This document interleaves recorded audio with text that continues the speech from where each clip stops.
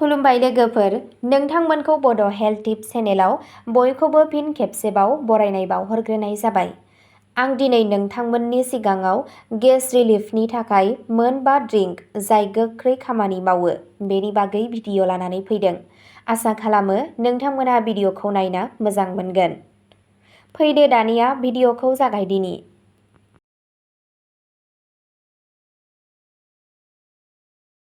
Gas रिलिफनि थाखाय मोनबा drink एबा लोंग्रा जाय गोख्रै खामानि मावो।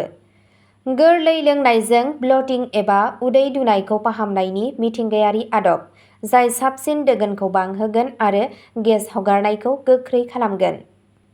गिबियावनो दङ हाइजेंनि साहा।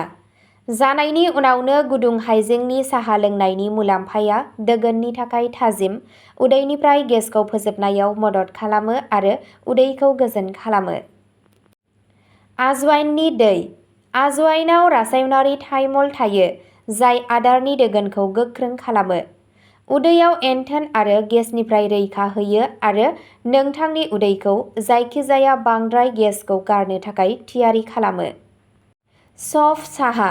सफआ देहानि मोदोमखौ रिलेक्स खालामो, जाय नोंथांखौ आदारखौ दोगोन जानायाव मदद खालामो आरो गेसखौ गोरलैयैनो ओंखारनो होयो। जिरानि दै।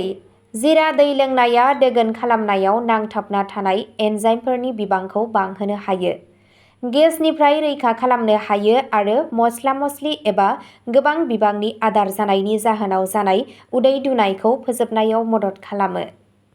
गोरान एवनाय जिराजों बाटार मिल्क।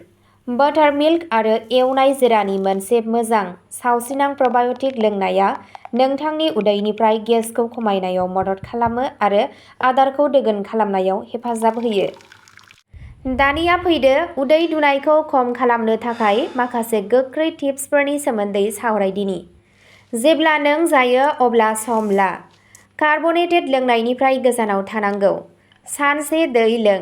जानायनि उनाव खमैबो 10 निफ्राय 15 मिनिट थाबायनांगौ। जुदि नोंथाङा जानाय आदारनि थाखाय थाद'नाय गैयै बांद्राय उदै दुनाय मोनो एबा जुदि नोंथांनि लिरथाय खमायनाय, गोबानाय एबा थैनि लैखोनफोर दं, अब्ला बिजिरनायनि थाखाय थाबैनो नोंथांनि डक्टरजों सावराय। अब्ला दिनैनि भिडिअ'आ बेखिनियावनो जोबबाय। एसेनोसै, गोजोन्थों।